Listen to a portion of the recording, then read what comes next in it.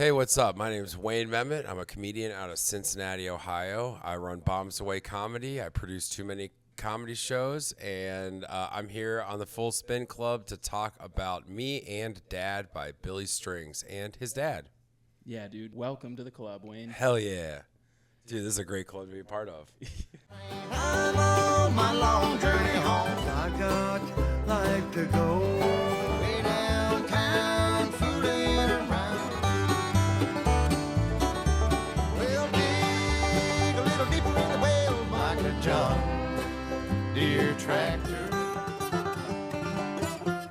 What's up, everybody? Welcome back to the Full Spin Club. My name is David Stewart. I'm the host of this online album listening club, and like Wayne said, today we are talking Me and Dad by Billy Strings and his dad. His dad.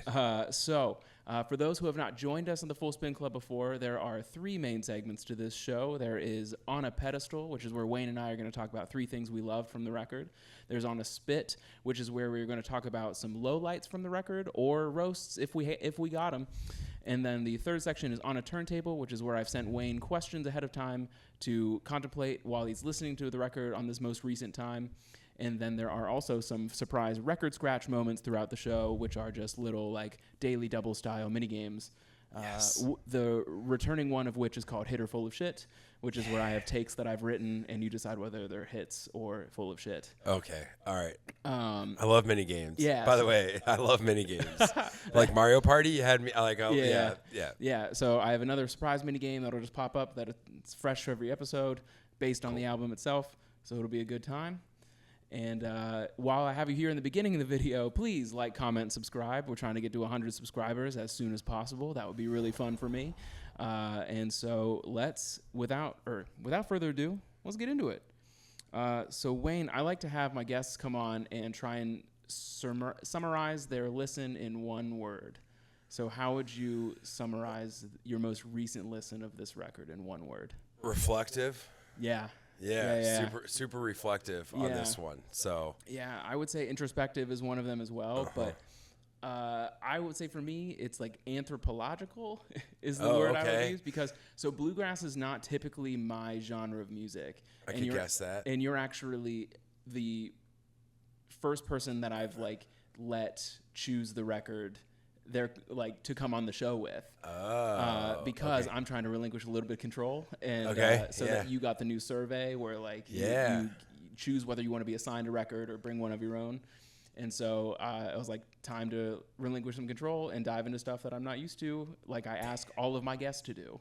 Like, all right. And so it was anthropological, and I'm trying to just like understand the folks who love bluegrass. Yeah, I mean, bluegrass is like always interesting because it is like mired in tradition. It is like traditional to a fault sometimes. Yeah, I 100% got that in like my deep dive of this record, where I was like, it just seems to be so entrenched, specifically this one, given the way it was recorded, specifically entrenched in tradition, reflecting upon the past and all sorts of like just knowing where you came from, those kind of themes all throughout bluegrass. And it's like way more calm than the music I'm used to, where they think about their past with like anger. With like scream. Yeah. Screams and yells. Being upset about it. Yeah, I mean, it is. It's because there's all these like traditional bluegrass tunes that are played, written by people a long time ago, but like this whole album is a cover album. I mean, but so is a lot of bluegrass albums. I mean, there's obviously originals. Billy Strings has 3 other albums of all original songs, but the tradition of bluegrass is like the same story gets told. Like even on this album, there's the same story is told through 2 exact songs. Right. And it's like not something I ever realized until listening to it for this podcast. I'm like, oh, that's the same story, but it's like written by 2 different people from 2 different time periods. So yeah, I mean, that's kind of, it is cool to look at it anthropologically, because then there's also this other side, which is where I come in. You're seeing my Fish shirt. Yeah. And Billy Strings is not somebody that traditional bluegrass people flock to, because his shows are not traditional bluegrass. Right, not at all. He plays some tunes, but it's like closer to a Fish show or something like that than it is like a traditional bluegrass show. He definitely enters like that sort of jam realm, where it's like a little different every time, and because like you can tell he's just so. Like his musicianship is like through the roof. Absolutely. And like even I can recognize that like as a non-traditional bluegrass fan. Yeah. You'd be like, oh, he plays guitar real good. Oh, the man knows what he's doing. Like, like honestly, blessings to his wife, dude, because his fingers are doing it. Like, yeah, dude. Osha's joke about bluegrass makes me laugh so hard. Oh. But yeah, man. All right, cool. So reflective was your word, and that makes total sense. Yeah. What's up, everybody? Thank you so much for joining us on this journey of listening to full albums. I'm so grateful you're here. Please like, comment, subscribe. But in a second, let's go ahead and talk about our sponsor today, Worse Help. Worse Help is a platform for struggling artists to get on and get terrible mental health advice. It is the opposite of other telehelp therapy sessions where you, the struggling artist, are going to be put in a terrible headspace because what makes great art? Being mentally ill. We're so grateful to have them as a sponsor because I know as an artist myself that when I'm in a terrible headspace, I make my best work. So please go to the link in the description, go get you some terrible mental health advice, and go start making your best work. You will get 25% off your first session, and thank you so much again for tuning in. Let's get back to the show. So you want to jump into On a Pedestal? You want to talk about some things you loved about this record? Yeah, we can do that. All right. Yeah, I mean, yeah, for sure. I can say first, the first thing that I would say about this record, I'm not going to say like these are my 3 favorite songs, but the first one is a song highlight, and that is John Deere Tractor. Oh, cool. That is actually mine as well. We'll just, really? Yeah, we'll talk. Yeah. High five. Yeah, we'll talk. We'll get both of our first ones out the way. Yeah, I love John Deere Tractor. I've seen it many times. I've heard it many times by many, many people. It's such a classic song. And when I saw that him and his dad were doing that song and on the album, I was like, oh, yeah, I can't wait to hear it. Yeah. And it really is just like, it gets both of them singing at kind of like their best. Yeah. I found that too, because you have a lot of examples across the record of both of them singing, and some are stronger than others. Right. And this one is definitely like the strongest. They're both in the pocket for sure. And I actually watched a 30-minute. There's like a 30-minute making of this album on YouTube. Did you watch that too? Yeah. Okay. Because it was out there, so I was like, well, I might as well watch this and see. Yeah. Because I love the guy, and you could see it's like Billy was pushing his dad, but the one thing I said is that when they're going to sing, they kind of look at each other and be like, who's going to sing it this time? Yeah. Like they both know all of the words to all of the songs. Yeah. And I'd almost like to hear this album, but with them singing everything. Yeah. Just the like the reverse, or the inverse of the album. That would be really interesting if they released both. Mm-hmm. Yeah. That'd be quite the move. I mean, they wouldn't. Yeah, they wouldn't, but that'd be But there's really cool. also 8 other songs that they recorded for this album that were not released. Yeah, just so on the cutting room floor. Just left forever. Never be heard again. All right, yeah, John Deere Tractor. So for me, because of I was pretty new to the bluegrass world. Yeah. Like I had known of Billy Strings for like a long time, but never just like dove in. And I'll get into more about like how my degree of separation from Billy Strings is actually a lot more narrow than I thought it was. Okay. Yeah. Yeah. Okay. Yeah. And so this time around, like John Deere Tractor stuck out to me because like the meaning of the song, because again, like my first time hearing it, it just happened to be their version the first time. But I was like, a classic song about feeling out of place, but like from the perspective of like, I imagine it's like country person goes to city. It's right? exactly what it is. Yeah. Yeah. And I'm a John Deere Tractor on a half acre of land. Like he's like, I'm not meant for this. Insignificant. Yeah. This is not the right job. Way too small for this. Yeah. Like, what am I doing here? Yep. And I would say, like, that is how I feel most of my life. Yeah, agreed. I would say, like, if we were on Neil Brennan's blocks, you'd be hearing, like, little, like, ding. Ding. Yeah, of feeling a little out of place. Yeah. I think that resonates with a lot of the creative types. Like, if we were to ask any one of our mutual friends, they'd be like, oh, for sure. Yeah. Even, like, just some daily stuff that I do, but, like, I essentially, like, run a comedy club, which is not what I set out to do. Right. And every time I sit down to do stuff, it's like today I literally announced we have somebody that was on SNL that is coming to my bar to do stand-up comedy. Which fucking rules, by the way. It is. It's so cool, but it's like, what am I doing? Like, Yeah, how did we get here? How did I get here? Yeah. I shouldn't be here. You shouldn't trust me with this, but somehow I do, and it works. Like, whatever it is. And I think it's because I hold myself to a lot of high expectations that I often feel myself out of place in some of the stuff. It's really interesting because, like, feeling out of place, I've never felt fully in place anywhere.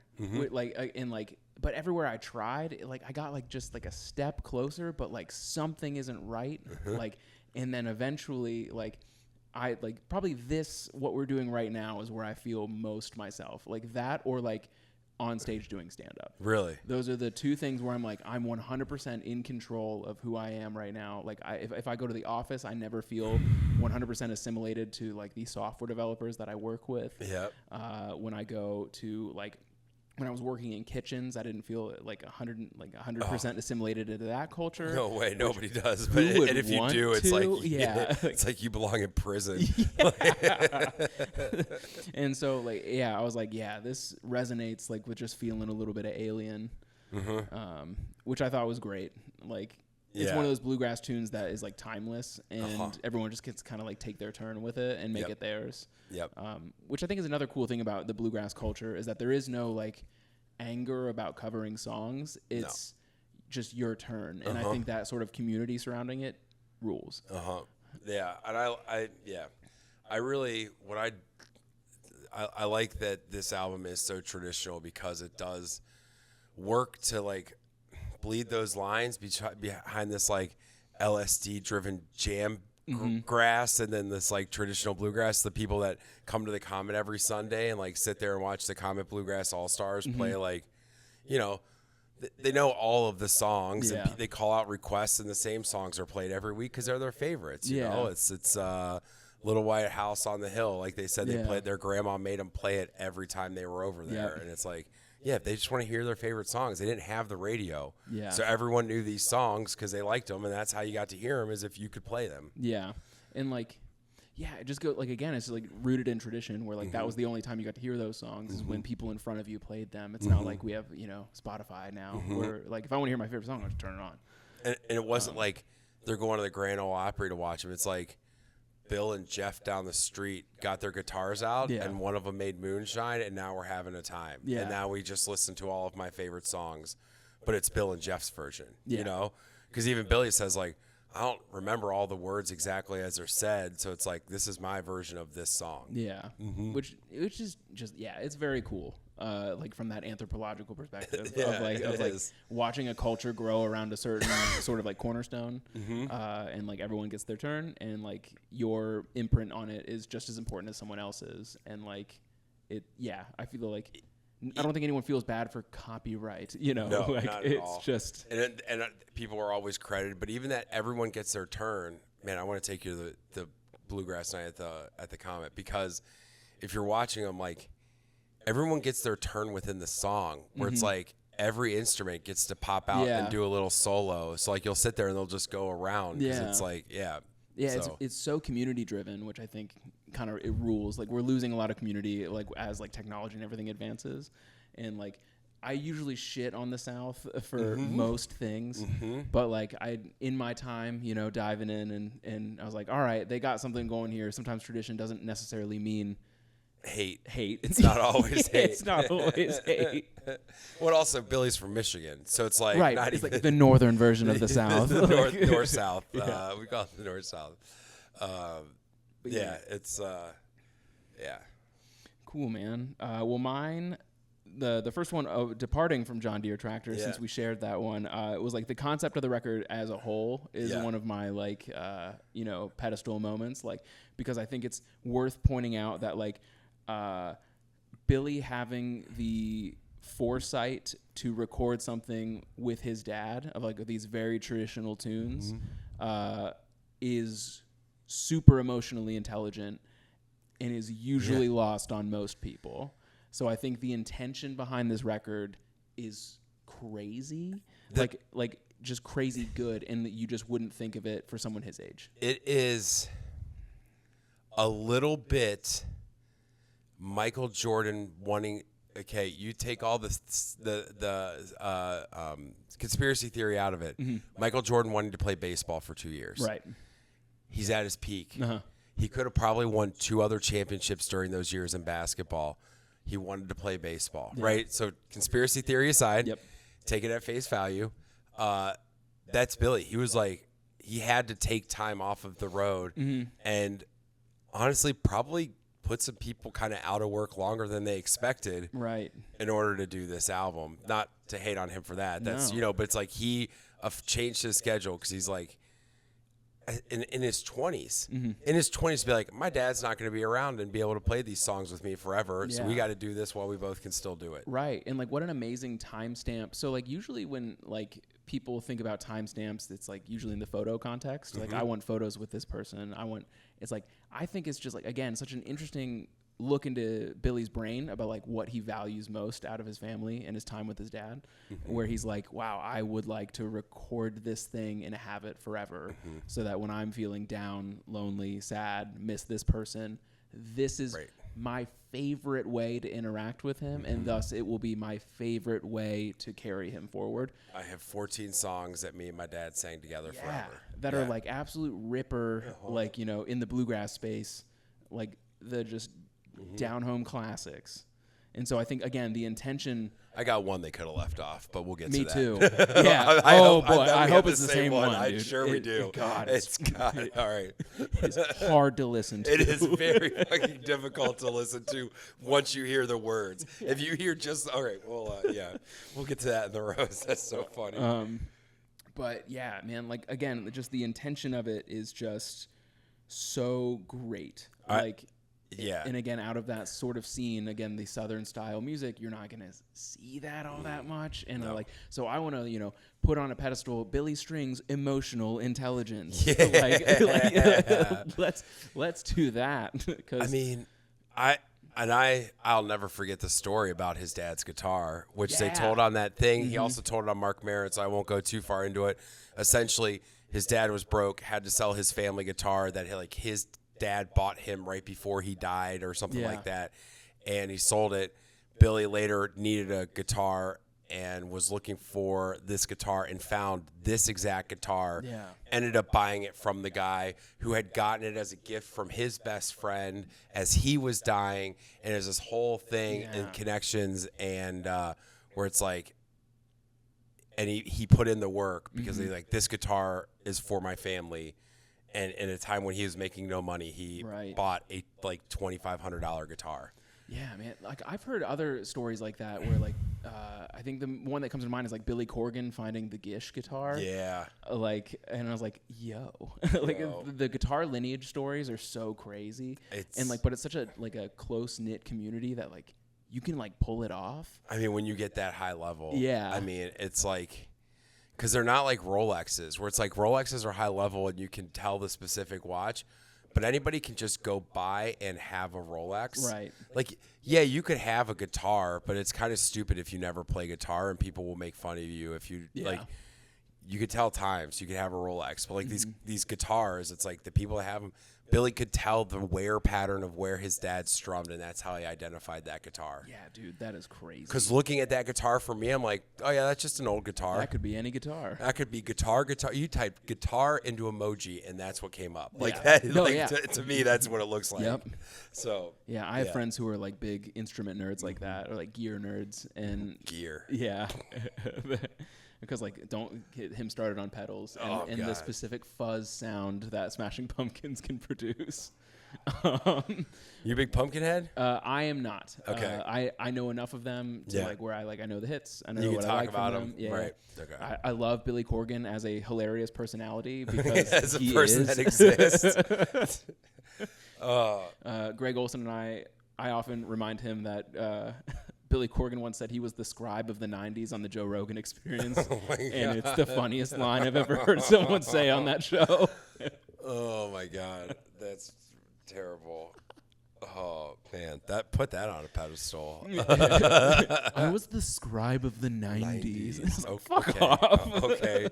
Yeah, I guess Nirvana never existed. Yeah, right? Kurt Cobain definitely sucked, too. For sure, yeah. Yeah, But cool. Do you have what's your second? I do. I have two. So that was one of mine. I wrote 4 in case we match. So that was one of mine.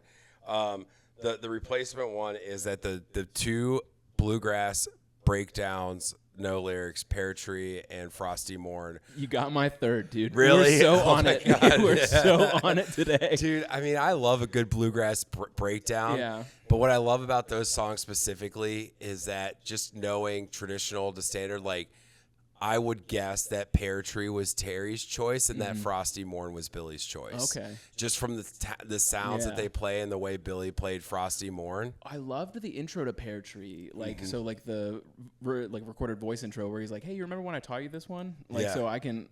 Yep. I'm sure that like corroborate, like that lines up with your story. Like it had to have been Terry. Yeah, and you know they're very simple songs, and they're just like. You can hear the story that the songs are telling. Yeah, the note I put next to mine was like, Billy could score movies and should if he hasn't already. Like, there's a certain genre of movie that, like, if you got Billy to score it, it would be amazing. Because, like, that's all I felt throughout those songs was I was like, this is a movie. Like, like it definitely evokes a certain feeling, which rips. Yeah, and like no words. Yeah, and you could absolutely sync it up with some moving picture of some kind, and bang, like you've got something really killer on your hands. Like, Pear Tree is just like summertime. Yeah, outside picnicking, bluegrass. You know, getting wild, getting rad, and Frosty Morn is like.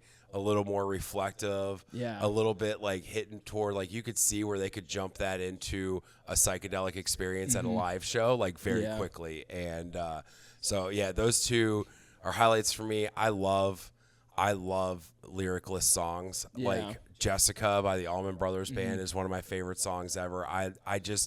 I think it's so powerful to be able to tell a story in a song. Yeah. And each of us will listen to those songs and hear a different story. Yeah. But the sentiment is still the same. I agree. Like, so I grew up listening to classical music mostly because my mom was a big classical music person. So same deal. Like, I was introduced to lyricless music before I was lyrical music. Yeah.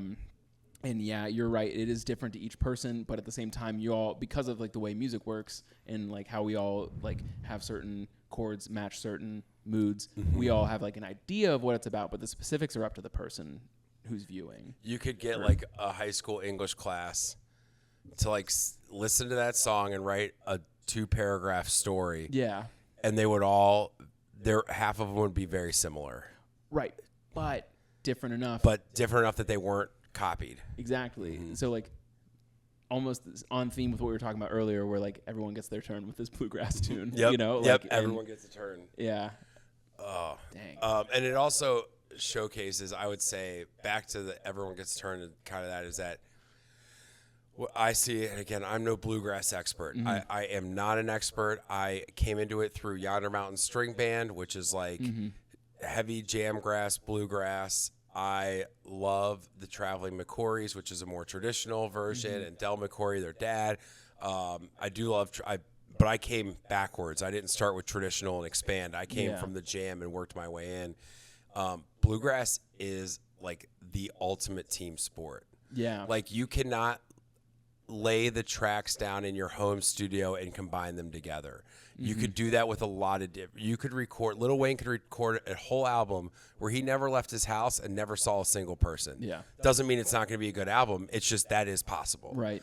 I would say there's probably a lot of bands that are actual musical bands that would argue with me, but I also know that there are a lot of bands that have hit records out there that were all recorded by individually in their houses across the country. Like the Beatles famously did that towards like the end of their time. Right, exactly. So it's like you can't do that with bluegrass. Like it's not possible. Even the All-Stars, like they have the old-timey radio microphone they pull out to get that like warped sound from their from their instruments in a 60-person room, but it still matters, like that tone. Yeah.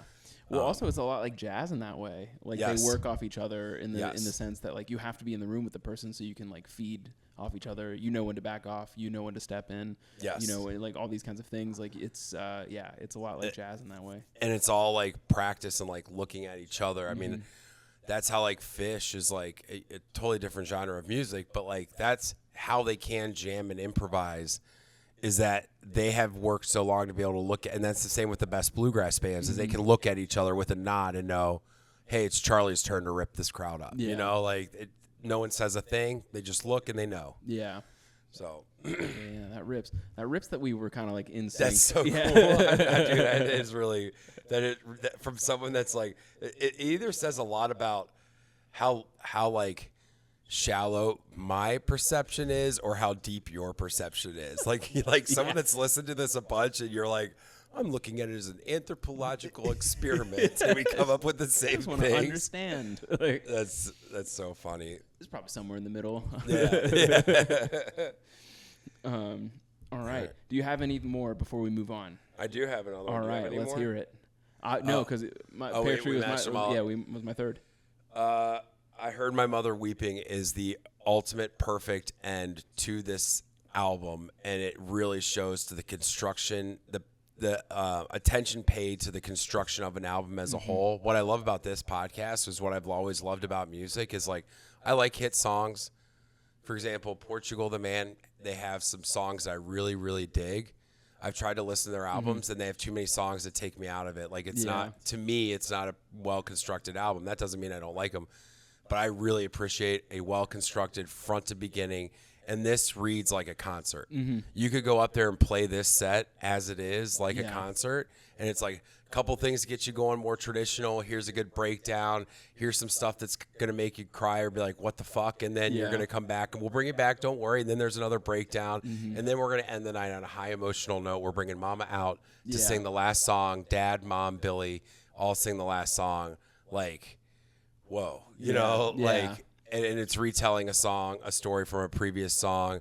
The story of the song is like, it's a Shyamalan twist in the end of it. You know, it's like the whole thing is so cool. Yeah. I agree. So I think in that album, like in the album breakdown, the making of video that we've both referenced. Which is fine. It's out there on YouTube. It's 24 minutes long. If this interests you at all, go watch it. They do a great job. I'll link it in the description. Yeah, 'cause absolutely. It's worth a watch. And Mark Maron's interview with Billy Strings is incredible. If you really want to dig a little deeper about where this guy came from and like his story, it's a great summarization of his story. I'll even throw Theo Von in there. His episode with Theo Von was good as well. Oh, yeah, it was a wild one. So like it's just interesting. The clips I saw were all great. So give it a go, folks. Yeah. But I agree. The craftsmanship of this album. He said it himself that he was like, it ended up being almost chronological because he just wanted to go through his favorites, and he's like, so we started with Pear Tree, which was like the first thing he ever learned. Yep. Or not Pear Tree. Long Journey Home. That Long Journey Home. That's the one. Yeah. It started Long Journey Home, and then like it almost chronologically of like as like he grew with like as a musician with his dad, he played more and more. And that again, that intention that Billy has when he's like creating work is a little rare for people in this day and age, like for an album in 2022. I know rappers doing it these days of like making more artsy records, and those are like my favorite kind, the Kendrick Lamar's, and then like a few below him. Lil Yachty's album. Yeah, I heard that was very good. I've yet to listen though. What's the style? It's like a style.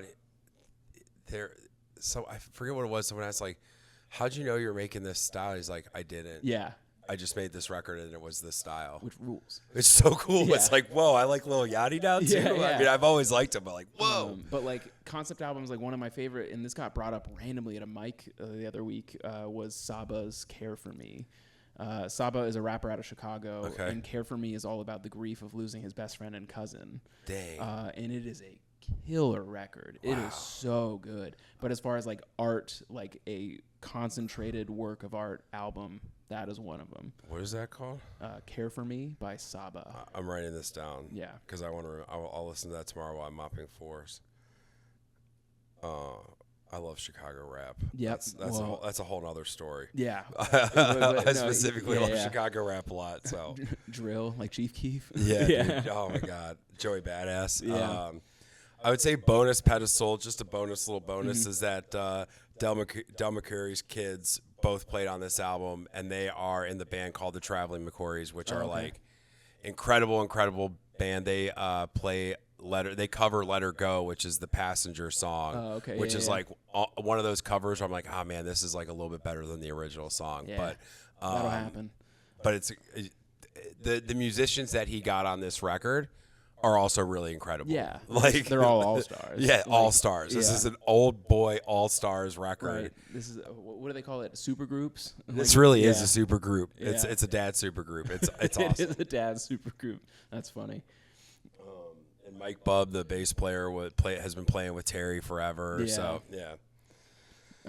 Cool, man. Well, that brings us to our second section here on a spit, and I only have two because because of like the sentimentality behind this record. I was like, damn, I feel like an asshole if I like really tear this apart. Yeah, but you can. Oh, I have one where Okay, I cool. have like a legitimate spicy opinion. It's probably the one that I also. I've already decided it isn't. So Okay, all right, go for it. But all right, so my first one is that I would also cry some intense tears if my children played me I Heard My Mother Weeping, because much love to Billy's mom, dude. But yo, the alto key or whatever she sings in is it's incredibly traditional, but hot damn is it hard to listen to. Yeah. It is the craziest thing. I'm like, yo, I am at a Cracker Barrel right now, dude. Like someone's like the waitress is droning in my ear about this fucking Coca-Cola cake. Oh god, that's so funny. That's so funny. Yeah, I mean, she's not a singer. It probably took a lot. No, but that is like I've heard that key before. Yeah. It is so traditional, and I bet she's so good at it. But imagine being good at something so shitty. Oh my god, that's a really spicy take. I know. It's the key she's singing. Again, I'm sure it takes talent, time, all these things. But goddamn, did it rub me the wrong way? That is totally fair. Back to Billy Corgan. There's a lot of people that are like, I'm sure that's very good. I can't listen to it at all. Yeah. Yeah. All right. My spit roast is the song "Little Blossom." Okay. I don't know if you looked at the lyrics to that song. I don't know if you happen to listen to it closely. Well, now that you're mentioning it, But I will tell you that it is from the perspective of a little girl whose mom has gone away and then has to go find her dad and is mad that her dad keeps going to stores that have all those liquor bottles. And then the intention of the song is that the dad in a drunken rage accidentally kills Little Blossom. oh, And the last song is "Let Little Blossom Is Dead," and it's like, man, that is too early in the album, and it's like I've listened to this album so many times. I didn't really know. I try not to look too much into lyrics all the time. I know it's very shallow, but as I'm like reading the lyrics, because I'm coming on to talk about it, I want to see if there's some insights. I'm like, yo, you could have left this one off. Yeah. This could have been 13 songs, or you could have put something else on there. Well, the fact that they had like what 7 they left off. Yeah. This It's like, one made the cut. Yo, this one's like it's a good song. The tone is so happy, and that's what I love about bluegrass is you could be listening to the most devastating shit and dancing your ass off. You know, like that's like it's not like a lot of other music when it is devastating stuff, usually the music matches that tone. Yeah, unless it's my favorite genre of pop punk where I'm Right. Well, like, right. Yeah. I mean, yeah, Fall Out Boy for sure. But I mean, yeah, pop punk and bluegrass can both make you dance to devastating shit. Yeah. That's fair enough. So yeah, I would just say that the song "Little Blossom," Yeah. great job, well performed. Yep.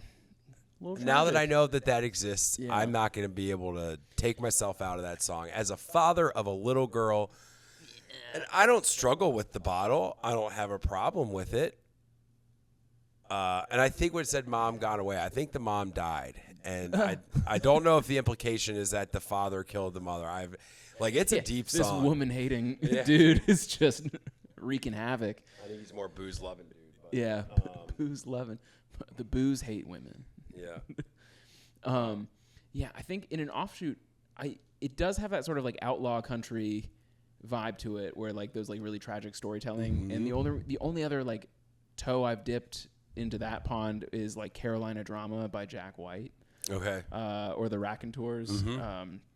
which are like his like garage rock Tennessee band, which rules. You know that the members were a band called the Greenhorns. Oh, okay. And you know that all 3 members of the Greenhorns worked at the Comet. Oh, that's sick. Yeah. That rocks. Yeah, the Greenhorns played at the Comet. Oh, Jack White's been to the Comet. That rules. Yeah, we have a bench made by Jack White at the Comet. Oh, that's so sick. Yeah, so. Yeah, fuck yeah. But like Carolina Drama is like one of those where he's like, you know, it's just like a horrifically sad tune about a mailman getting murdered. Dude, it's dude, bluegrass is devastating a lot of the times because I mean their lives were devastating. The Dust Bowl. Yeah, I mean everything. They were the poorest of the poor. So when people were like, "Oh, I only have 6 slices of bread this week," it's like we've never had bread. Yeah. You know, or whatever. I mean, not that, but you know what I'm saying, like. Yeah. Okay. That actually triggers our first record scratch. Oh, yeah. Yeah, record scratch, baby. We are going to place a little bit of hitter full of shit first up. Okay. So I have some takes here, and I will start with the one that you sort of have like already segued into by mistake. That's the beauty of the record scratch. So I wrote that working class people have a stronger and more realistic understanding. I'm going to start over. Working class people have a stronger and more realistic understanding of and emotional intelligence surrounding death. Working class people. Yeah, I mean, I would say that's hit. Right. Because rich people are all trying to escape death. Yes. And working class people are like, bring it on. I work in a factory. Yeah, that's definitely going to happen. Yeah. Yeah, like, oh, my kids are grown. Good. Yep.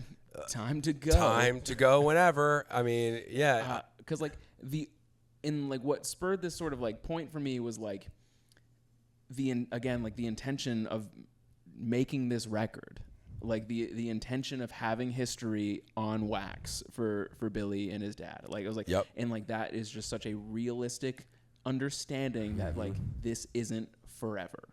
And like you said, like the white collar folk of the world just suppress, run away from, do not face all these things, and it is like, and the devastation that happens after the fact for most of those people is so crazy.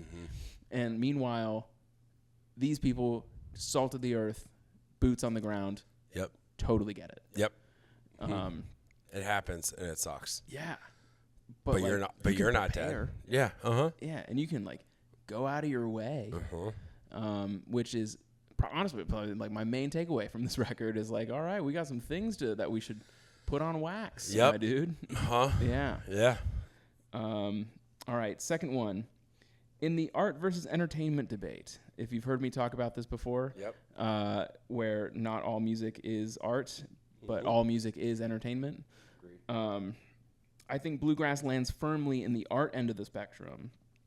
Modern country being the antithesis of this, meaning it takes media literacy to understand and appreciate bluegrass, unlike modern country.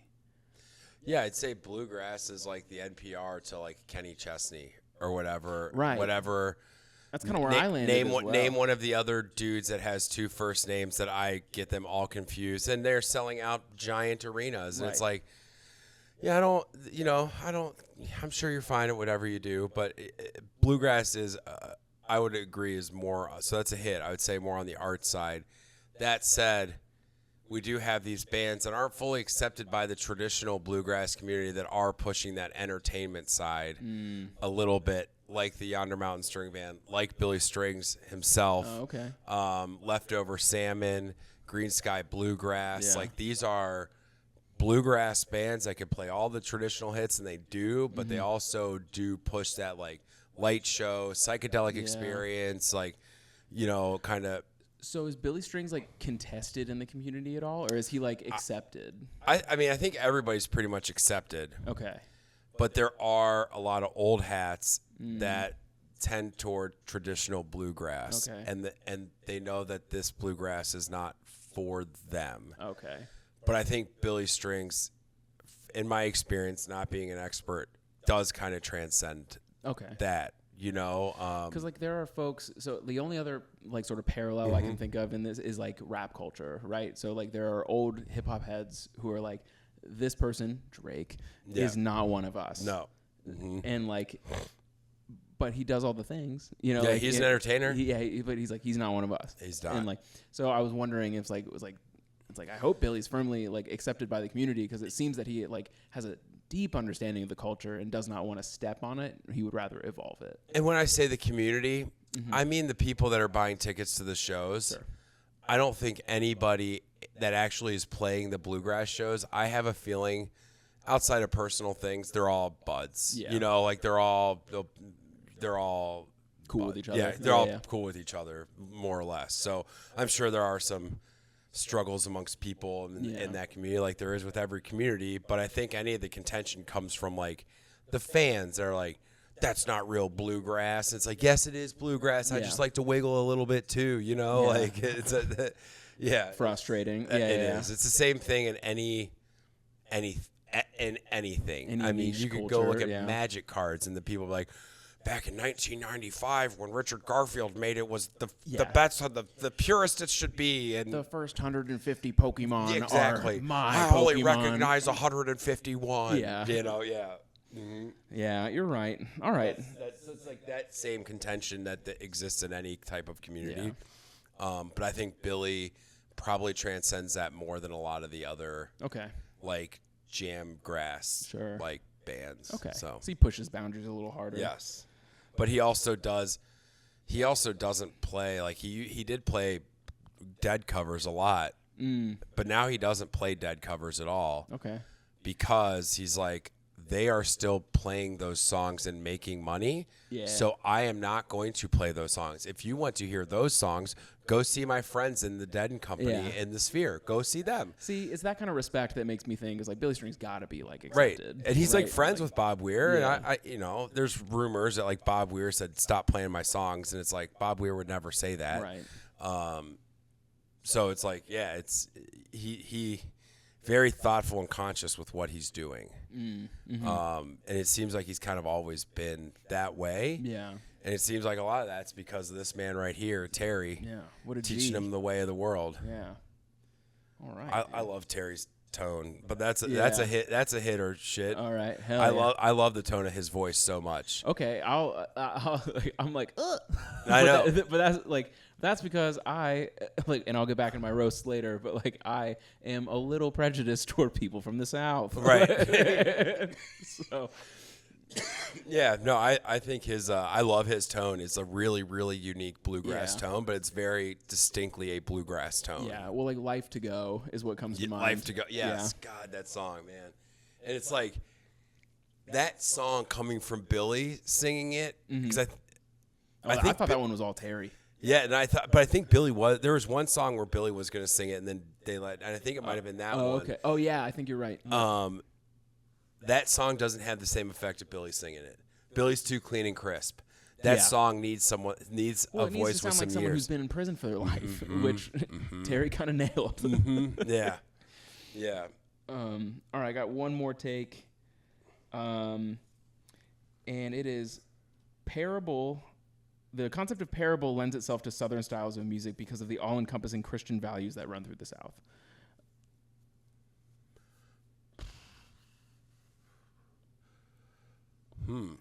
That is interesting. That they're always looking for the story because they're ruled by the one Christian story. That's. I don't know if I'm smart enough to make a judgment on that because it does seem pretty true. Yeah. But I could also like. Oh, I could for sure be wrong, but that is. But something I also could say about. like that's. But in music specifically, I'm trying to think of like other genres of songs and stuff. It's like not as many other genres are as story driven. Right. Like every single bluegrass song on this is like its own short movie. Like Yeah. you could write a movie based on And all there's of these usually a songs. moral. Right, like something, and it's not a moral you're gonna like all the time either. Right. But there is a moral or whatever. And I just wonder because like so. From what I understand about like theology in the South at the time is that, you know, it's all orators, right? Yep. Telling parables from the Bible to teach you lessons. And I think that has to have bled into the culture of bluegrass a little bit. Like, for sure. And that's like, again, a guess. This is all conjecture, everybody. Yeah. I mean, I could see that happening. for sure.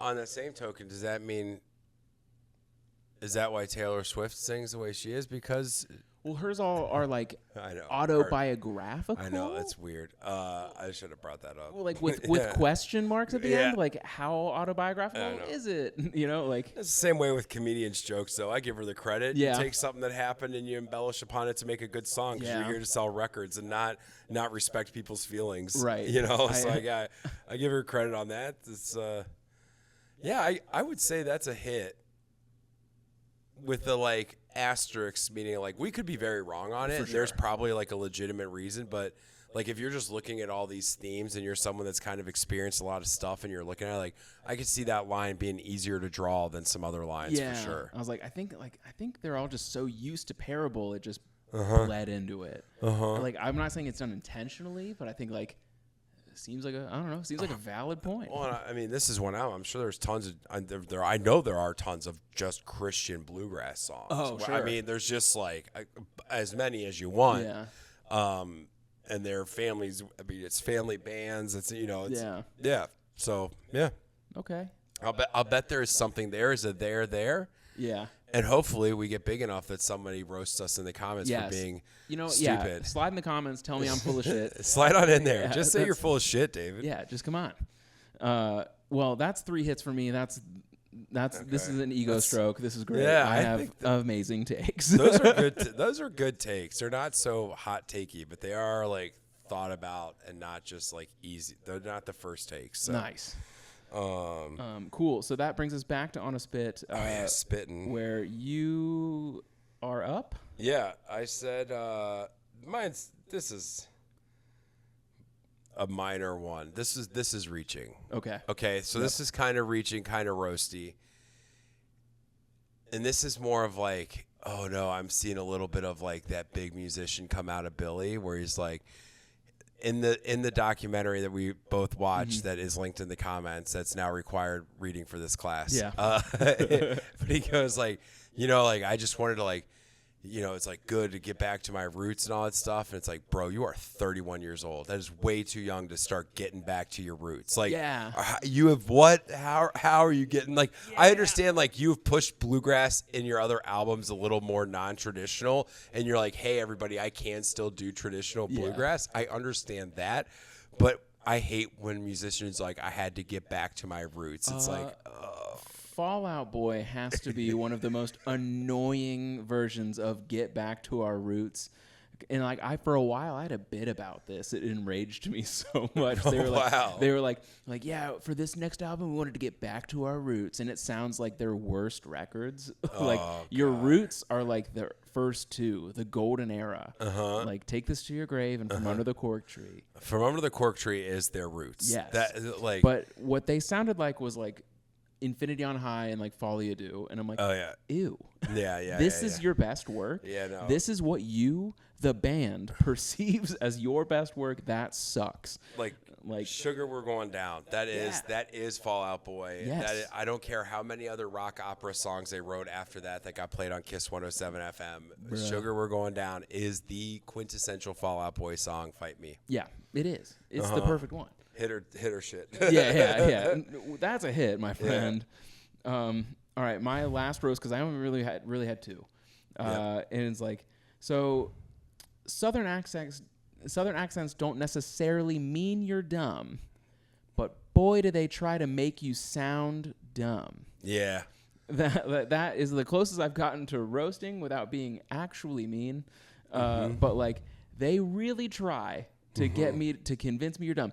If I didn't do the research and like I was like, no, Billy Strings is a smart dude, I would absolutely be prejudiced and be like, you, sir, sound stupid as hell. Yeah. It's hard to hear past that. It is hard to hear past that. Like, I don't think of myself as a highly prejudiced person, and then there's that, and I'm like, yes, I am. Well, this is a bonus roast. It's like, again, in the documentary, like Billy's telling the story about the guitar, a story that I have heard 4 or 5 times now. Yeah. and Terry is reacting to it like, wow. And it's like, bro, you were there. How are you surprised? It's your guitar. Like, he's like, he doesn't know how to perform for he doesn't know how to do this stuff. He's just a good old boy who likes to play in his barn, I'm sure, but it's very funny. Wow. I'll never get that sound out of my head. My bonus roast is a little mean, but like if you guys watch the required reading video and you see the fiddle player, his chin looks like he's been playing fiddle. He's got fiddle chin. He's got fiddle chin, my friends. A hard case of fiddle chin. Yeah, dude. It's like he's growing another fiddle in there in case his first one breaks. His jaw grew out so he could have more leverage on the fiddle. That's why he's the best fiddle player ever. Yeah. He's got fiddle jaw. No shade. Great fiddle player. Horrible jaw. Tough jaw. The clamp strength. Don't get your hand caught under his neck. Yeah. He'll come back with a nub. You could open a beer on that bottom jaw, dude. Just oh, yeah, give it to Eric. He's got fiddle neck. Oh, I might have to intercut a section of that video you should to roast fiddle chin. I think his name was Dennis. Yeah, it's Dennis. My last roast, I guess, is that this album's always gonna make me cry. So that's the roast. Yeah. It's you bitches. I know, you motherfuckers. You bitches. Well, so I buy an album for my daughter every year for Christmas, and so this was the album that I bought for her, and I have. Stays in the sleeve, and it comes with her little Christmas card. I keep it in there. Hell yeah. So I have the Christmas card go with her album. The first record was The Faces, Ooh La La. The second one was Tina Turner's Greatest Hits, and then this is the third one. Right. But it's all stuff that, like, 25 years from now, hopefully, she can, like, put on Dad's records that, like, and they'll remind her of those stories. That's an amazing tradition. Yeah. That rules really hard. Specifically the card part. I was unaware of that. Like, rules. Yeah, so it's got my card, and she can go back and look at the card and all that stuff. So yeah, I will say this is a roast of my own life. It was like wish my dad was cool like Terry. Like wish I did things with my pa. I did, yeah. My dad. So I have a similar story to Billy. My dad was not a great dad. He died. I know he wasn't a great dad because you call him your biological dad. Like whenever you say bio dad, you're like, oh yeah, so not the one you didn't want or whatever, or didn't want you is most. But he was gone, and my mom married my stepdad, John. And so this is the same, the same relationship, the same guy. It's like Billy says he taught me to fish, play guitar, and wipe my own ass. He's my dad. That. My dad didn't teach me how to fish and guitar, but he taught me his own versions of those. He's in construction. He taught me how to fix my house. There's a lot of stuff that I know because of my dad that I call my dad, even though he's my stepdad. So, yeah. Yeah, we'll definitely get to dive into that in a second here. Yeah. Obviously, you're welcome to share whatever you're willing to. Oh, yeah, for sure. But before we get into On a Turntable, we're going to do our last record scratch. Oh, yeah. Bang, bang. This one's called The Newly Strings Game. Since I'm a new person to Billy Strings, I just had fun facts throughout that I was like, oh, this might be fun. Yeah. One, I think you may not actually know, but two, you probably will. I will just say, I am stupid when it comes to music. I am good at listening to stuff and being like, I like that. Yeah. That's where my analysis of music usually ends. Yeah. Like, our friend Garrett, he's like, oh, yeah, you remember, 4 years ago when they played this song? It's like, no. I don't remember. I'm too in the moment, bro. Yeah, I have so much fun at the concerts, but then when I leave the concerts, I'm like, that was that experience. Now what's the next one? You know, so. It's like, no, Garrett, I like to live in the moment. Maybe you've heard of it. Present, thank you very much. Yeah. Sorry, I'm doing this new thing about being here now. I don't know if you've ever heard of it. It's actually tattooed on my arm. Like a high school English major. Be here now. You have to do this with your arms, get it to say it the right way. Yeah. What does it say? Be here now. It says now be here. Now be here. Now be here. All right, so it's just minigame, Newly Strings, just fun little facts. So you mentioned this story before of Billy finding the guitar after the fact. Do you remember how Billy's dad's dad, Billy's grandpa, paid for that guitar in the first place, or how they achieved the money to buy that guitar? Was it his wife or was it his wife? It was his wife. His wife, they were going to take off her leg because of diabetes. Traditional Southern bluegrass story. Yep. even better so, they took the wrong one, so he sued the fuck out of them.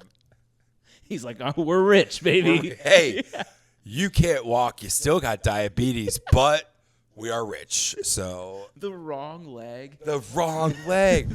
But also,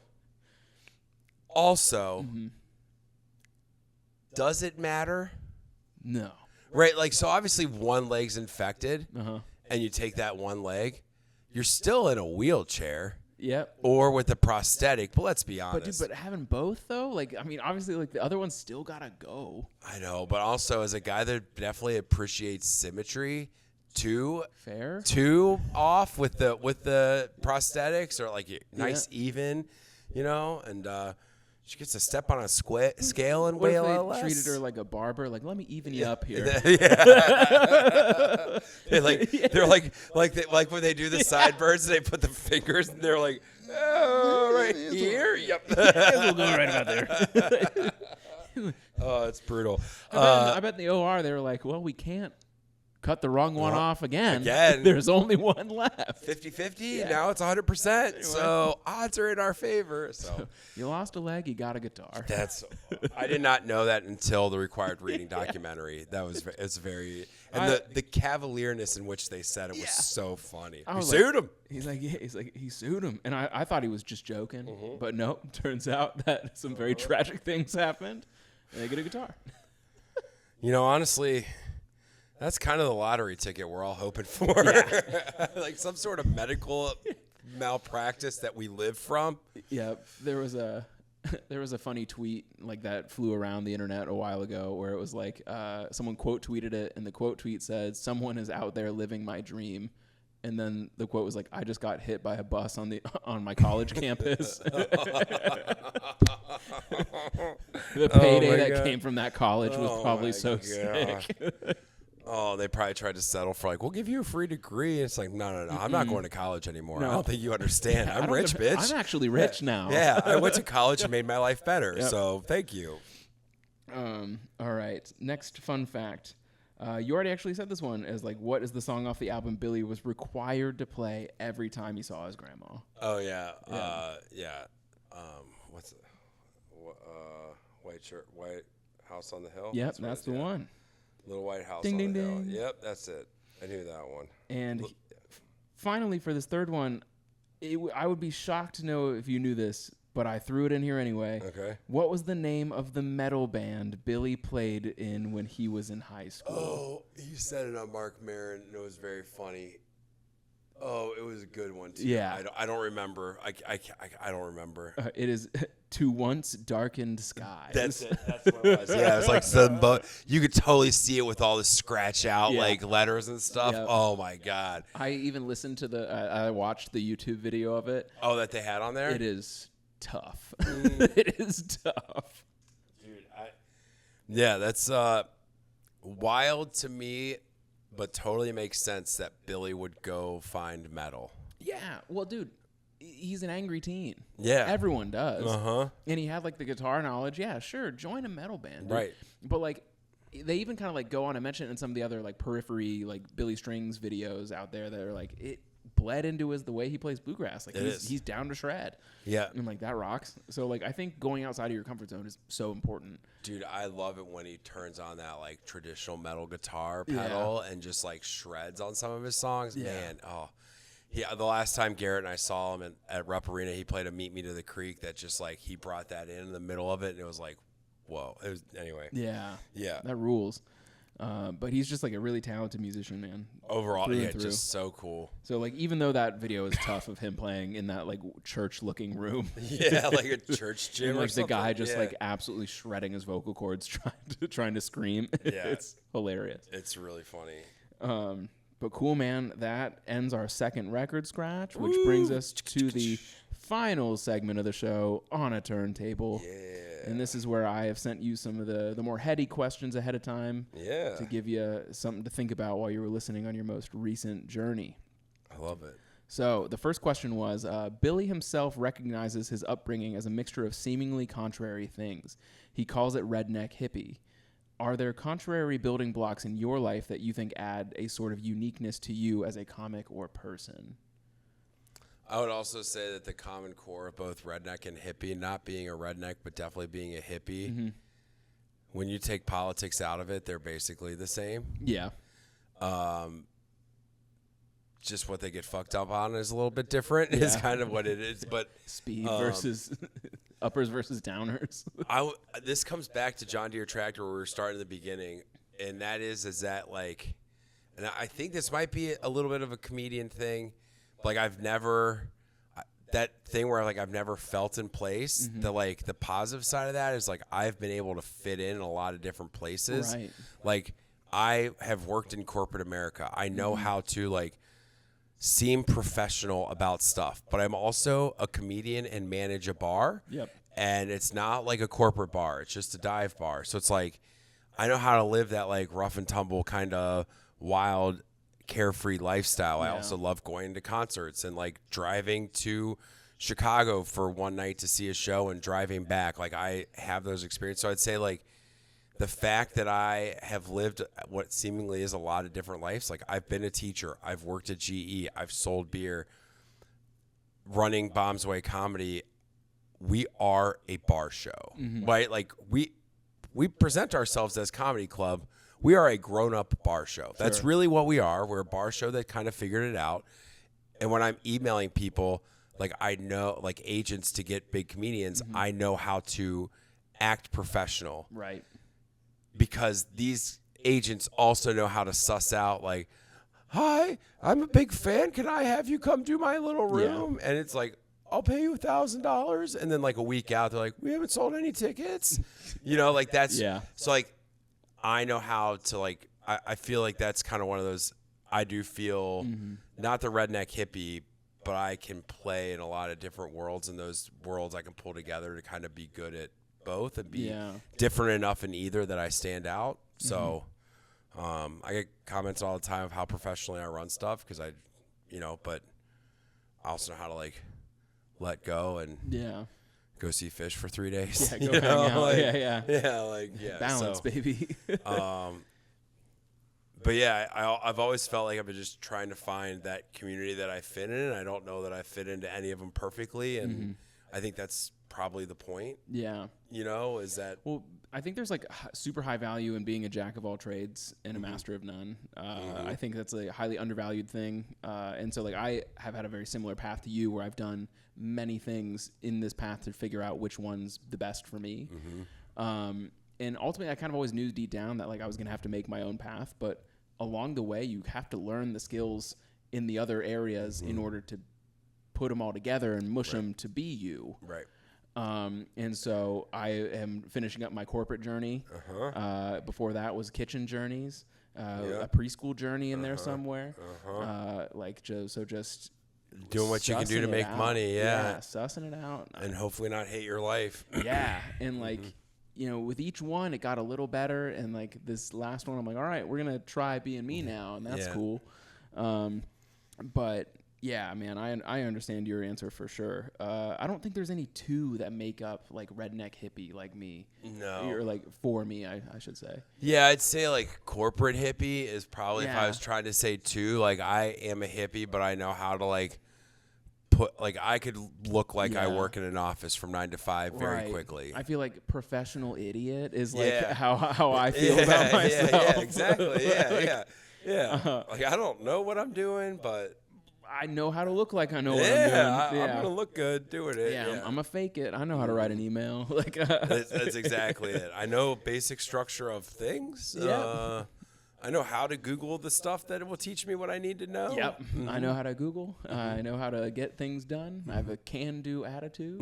And there's like I get away with it. Like in the office, I'm like I get away with saying a lot of things because they know I do comedy. And I think my friend sent me a meme. It was called like gestures, what's the word? Like permission or something like that. Like gestures, like. Oh, you got something, I don't know. But it's like you just get away with shit at work. Oh, like, yeah. That's me. I get away with the side chats. Yeah, they're like, that's probably one of his bits. Yeah. Oh, he's just being dumb. Are you going to use this in your stories? No. I hate all of you. No, I can't wait till we never talk again. Yep. All right. So this next question, I think, is going to be super profound. Yeah. Which was profound by accident, which rules. Right. Because I knew nothing about you when I sent you this question. I found it interesting that the dad in this record is actually Billy's stepdad, as we mentioned before. Yep. His biological father passed away when Billy was 2. It seems like one of those cosmic events that like had to happen in order for Billy to be where he is now. Are there any kind of cosmic events like this in your life, like Billy's, where the universe altered your path at a crucial time? Yeah, I mean, I would definitely say, like, my mom marrying my stepdad. Yeah. Like, my dad was a shitty person and drank all of our money, and my mom was, like, running a daycare in our home, raising 3 kids in, like, Madeira, which is a rich part of town, and, like, we had no money, and he moved in, he moved in across the street. I became friends with his kids. My sister was the same age as his daughter, so they all became friends. They met. They've been married. They were married 24 years. The reason why it's profound is he passed away on Thursday. So this is like days after he passed away. So Billy putting this on wax, it's like, oh, yeah, boy. And we did do that. So, like, I actually went out and bought USB-C. Like, his voice was going, he had thyroid cancer. So he had prostate cancer. It was a long journey. It's very sad that he's dead, but we had like a year warning that this might be the last year. And then we had like 2 weeks of like, hey, this is it. And he was there with us until like the last like day and a half. He was kind of not, he was alive, but not really like there. So it's sad, but it went about as well as it could have gone given the circumstances. That's why I was totally okay. Like, I'm talking about it because you also, if I love this album, I gave you 3, and I was like, I know he's gonna pick this one. Like, I know you're not gonna pick Fish Lawn Boy. Like, what was the other one? Country Grammar. Country Grammar by Nelly. Yeah, I mean, you asked me for 3 albums that I could talk about, and I could talk about and tell stories about all those albums. But this one we decided before it had passed, but I knew it was coming, so it's like I knew it was okay. But he is from a different world than my family is. So his family is a well-established family in construction in Cincinnati.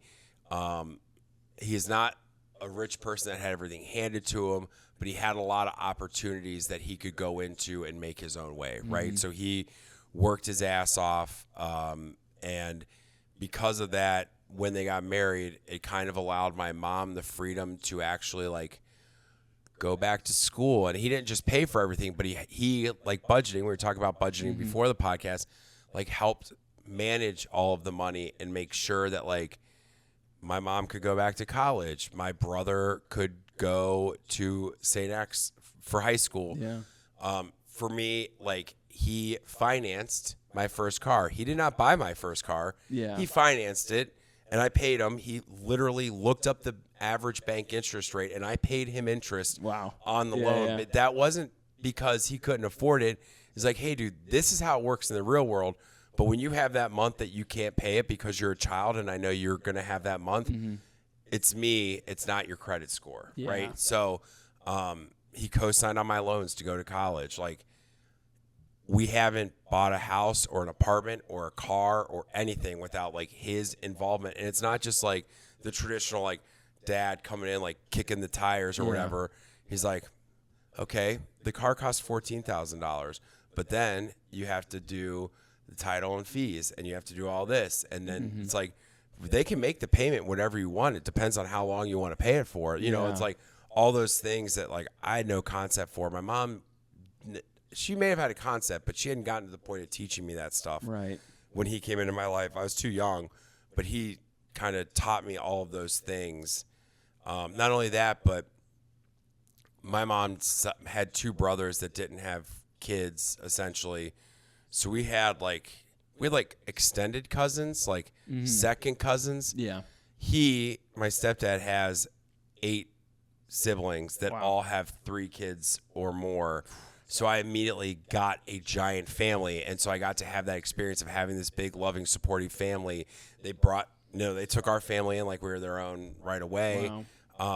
So yeah, I would say like that moment had to happen to kind of free up my family. My life would have been different. I got into UC on a full ride. I would have gone there.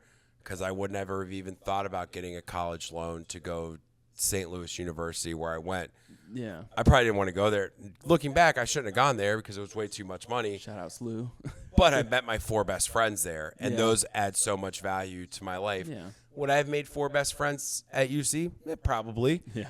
But, it's like the way my life is now, like it stems from them meeting and falling in love. Yeah. So, Well, that rules really hard. it's really cool. Yeah. It's a And- cool story. yeah. He's a good man. So, Yeah, man. I'm glad you had that in your life. I'm glad it, sad as it is that it ended, it's I got wonderful 20 you got to like end it on at least on everybody's terms. I had essentially 12 years with my dad. I had 26 years with my dad. Yeah. So like, and I don't want to. My first dad, just not a great guy. He just wasn't. Sure. Not a bad. Whatever. Yeah. We don't have to get into that guy. John's the guy. He's the good he's one. the guy. Yeah. He's the classic shirt. He's not a stepdad. He's the dad that stepped up. Yeah, he is. He taught me how to, as Billy said, taught me how to fish, play music, and wipe my ass. That's my dad. Yeah. So I was 12 years old. I already knew how to wipe my ass. We would hope. Yeah, barely. He walks into a 12-year-old. He's like, "Oh my god, Oh my God, what are you doing? what are you doing?" I'm like upside down. I'm doing a handstand, like trying to. Dude, he's like, "What?" Your mom said you're smart. No. She would actually. Excuse That's me. cool, man. Yeah. I tried to think of like cosmic events in my own life in similar fashion. My mom never remarried, so I had like a lot of miniature father figures throughout. I would say the closest I ever got was like the summer camp that I went to growing up. That was like where I understood I only have one sister. Both of my parents are elderly and have no brothers or sisters. So like I have no grandparents, I have no cousins, I have no uncles, no aunts, no uncles. It is my sister and myself.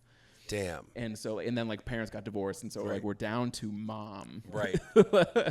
And and so the summer camp was like hugely important, and like whether or not I agree with the religion or politics that are still involved, that doesn't matter. The camp gets a pass because like that's family. Yes. Those people became my cousins. These are the people like my best friends in the world are still like from that place.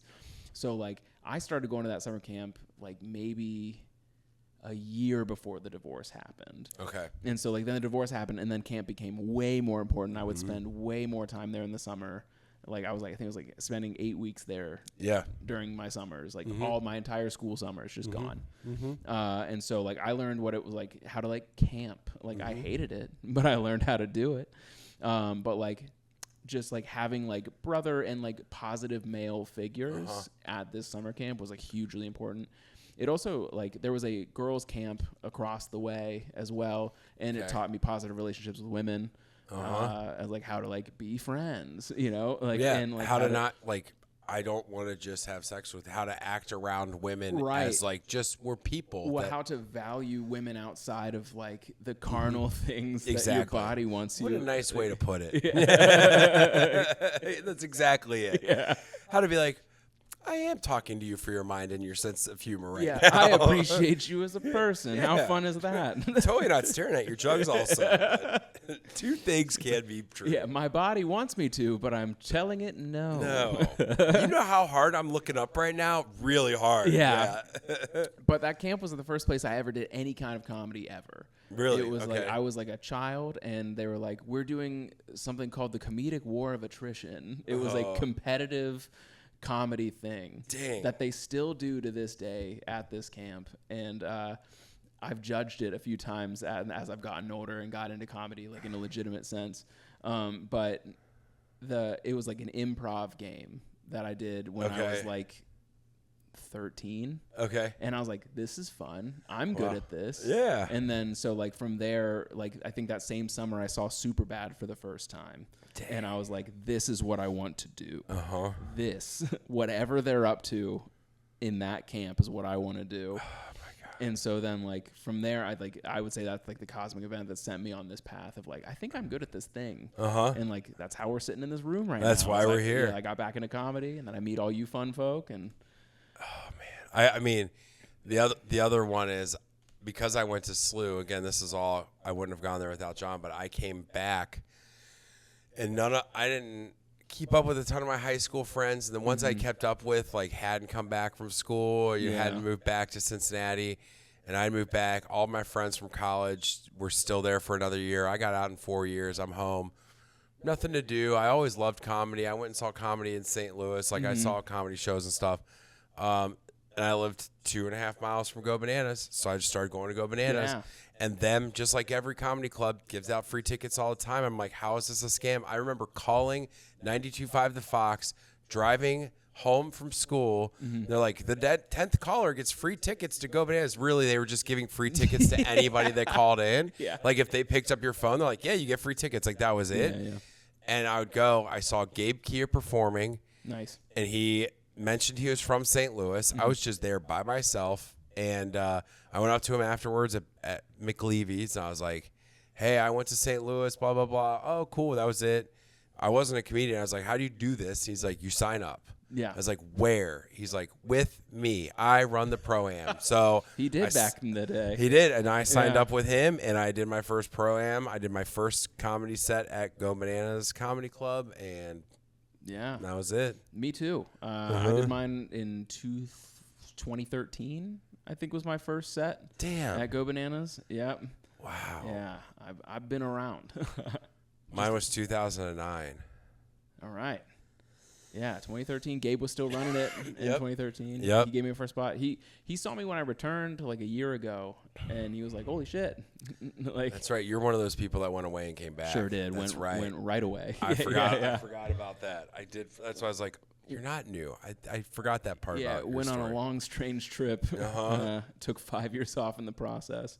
Yeah, but you gained probably a lot of years on your life in that process Sure too. did. Yep. Yeah. So it's great. Sure did. You have more comedy years, and Yeah. you didn't kill yourself then. So that was great.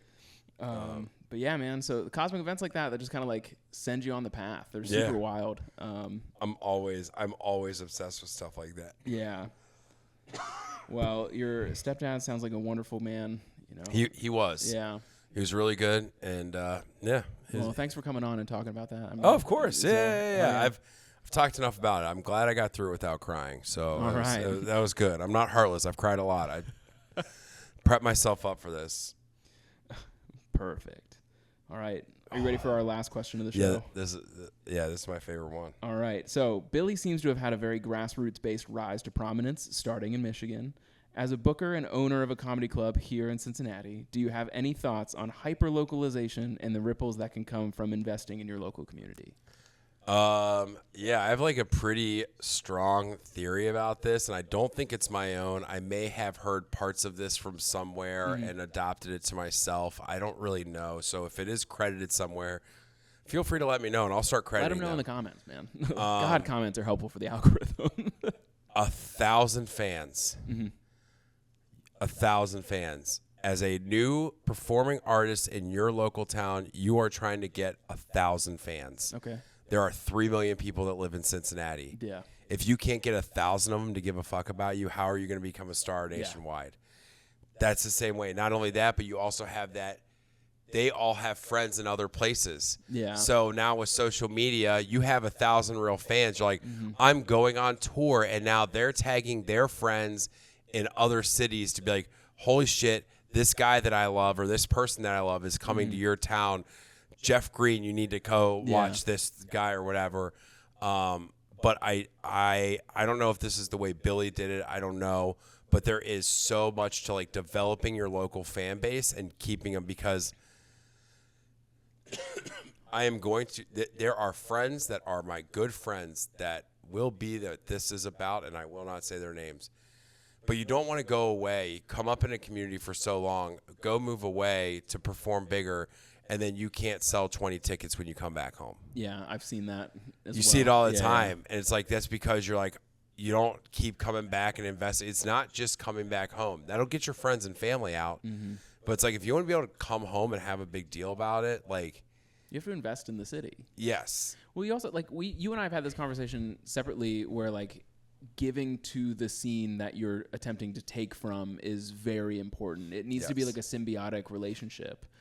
Yeah. Like I remember talking to you about that when I started my open mic, that I now no longer run because I wanted to pass it to someone else to like, and so like now the place is the cornerstone, not the person.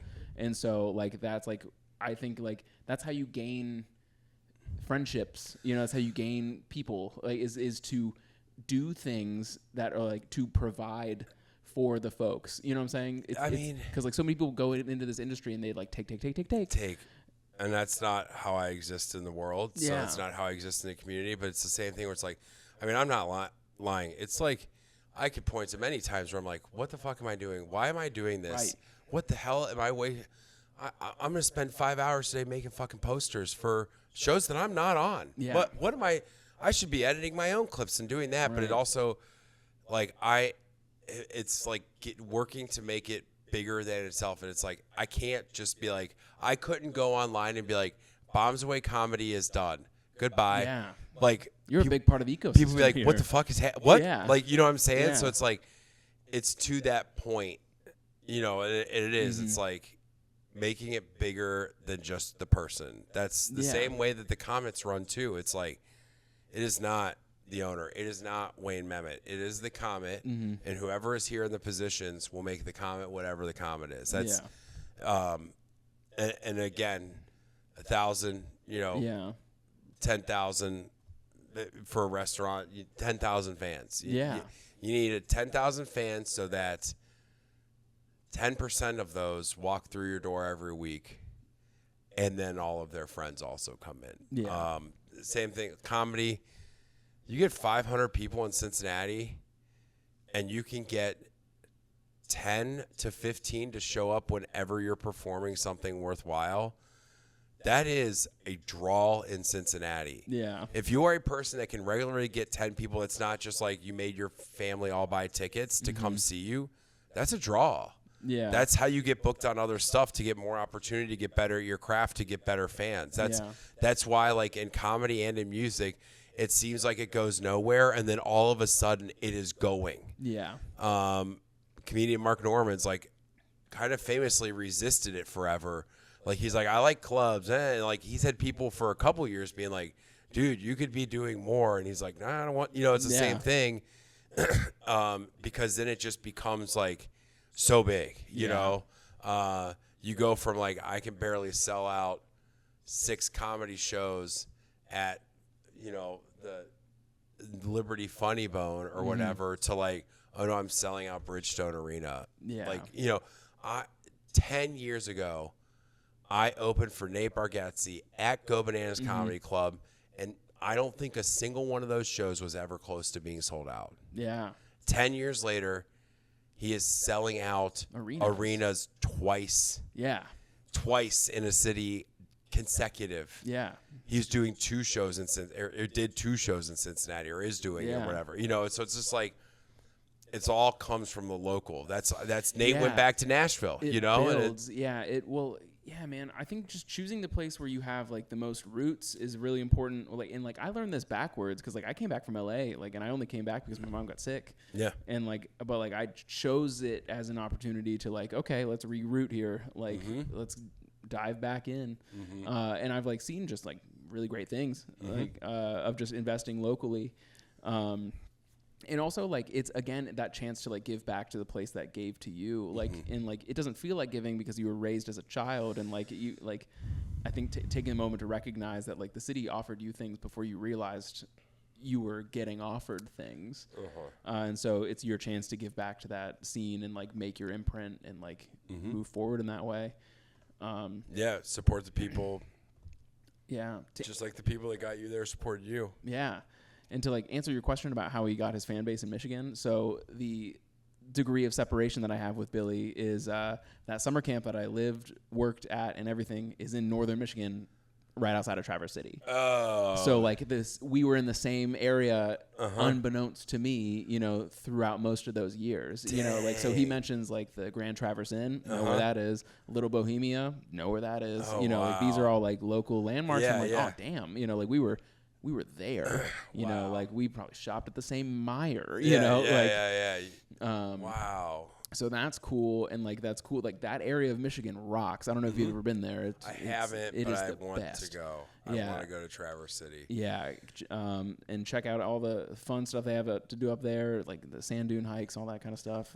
Super fun. Yeah. But yeah, and it's also interesting to me that like that summer camp is like where I landed on my path, similar to like how like he was in the area and he lands on his. That's and really cool. So like just cool little fun little things. That's really neat. Yeah. That's a cool story to be like, oh, we were in the same place, and I definitely probably saw him. Yeah, Like, well, like I had heard of him because like there was another local band called the Accidentals that I was more in tune with as I was older, and Billy had already left, gotcha. and they knew him, Gotcha. you know, and so Okay. it was like one of those things, and like so they're still out and around doing things, so it's like a blue dot in a very red Michigan. I know. Like it's a cool area though. Yeah, I'd like to go there. We've gone to Michigan a couple of times, but it's always been younger kids, so the drive, like, Oh, it's a long one. it's a long drive, so Yeah. it's like, do we stop on the way and all that stuff? Just Yeah. more logistics than anything else. Sure. But I love Michigan. I would probably move to Michigan. Yeah, well, I can recommend a lovely lodge hotel for you. Yeah? because my friends own it. Oh, perfect. And so I can recommend you. It's a little pricey, but it's a very cool little town. That's fine. Yeah. But yeah, That sounds great. Oh, man. well, that brings us to the end of our episode, dude. I love talking about this album, dude. Hell that yeah, was, man. That was awesome. Thank you for, like, giving me a chance to talk Oh, about of course. it here. Fuck This yeah. is- That rocks. And again, like, comment, subscribe, do all the things. Thank you so Yeah. much for coming on. Do you have anything you want to plug at the end of our episode here? I don't have. I mean, I guess I'll plug this. I'm doing a residency at the Comet on every Tuesday in July. So I will have myself doing 30 minutes, and I've got a plan for that I can't Okay. really reveal. But I'm recording something, and I'm also working on something new. So it'll be a little bit of like I'm just fucking around. So come watch some people that I think I'm pretty good at comedy kind of fuck around. But then I will also have other good comedians that will rotate every week that will be Okay. doing real sets, and then we're ending it with some music, some different musicians that I really enjoy that have played at the Comet. Yeah. So it's kind of a summertime comedy music jam. It's free. It's on Tuesdays. It starts at about 8:30 on every single Tuesday at the Comet. Otherwise, check out Bombs Away Comedy. That's the man. comedy production company. We do shows at the Comet every single Saturday. We have other ones popping up. I'll say specifically, like, I have booked all the headliners, and we've had, like, big ones. We've had Bobcat Goldthwait. We've had Eddie Pepitone. We've had Deanne Smith. We've had some, like, huge headliner, Mike Racine. The comedians that we have coming up through the end of the year are, like, a collection of my favorite comedians Hell ever. yeah, dude. Yeah. Zach Toscani is coming through. We have Kostaki Konomopoulos coming in July. We have Dave Hill, who opens for Tenacious D and plays in a bunch of music bands. Like, coming, those shows will sell out at the Comet in July. Jackie Cation in October. Ben Roy is coming in November. So, it, like, Yeah. Damn. really cool. David Rodriguez, I believe, is coming through, and it's like, and then I've got a bunch of people you've never heard of that are coming through too. Yeah. So, excuse me. So check out Bombs Away Comedy. Come watch a show. The room holds 50 people. Like, realistically, we need to sell 60 tickets a week. So if you are in Cincinnati and you're a fan of this, and you're one of the under 100 subscribers, which is crazy. Silly. Let's get them to 100 subscribers, guys. Just subscribe. Like, I mean, but yeah, I'd like come watch a show. We have great ones, and yeah. Hell yeah, dude. Well, like I said, check out our show at Bombs Away. I'll link it in the description. I will also link our Instagrams and follow us on there. Oh yeah, And, follow my YouTube at Wayne Memmott. Oh, yeah. I'll send you the link to that. And Yeah. follow my YouTube. That's where I'm going to focus my attention of putting clips out. I'm not a TikTok comedian. My jokes are not 90 seconds long. Yeah. They're stories. I tell stories just like bluegrass. That's why I love bluegrass. And you so watch my comedy. All right, man. Well, all that'll be in the description. And that's it for us today. But Dude, we'll catch you in the next one. Thanks very much, everybody. thanks for having me in the club. Hell yeah, dude. Welcome. right.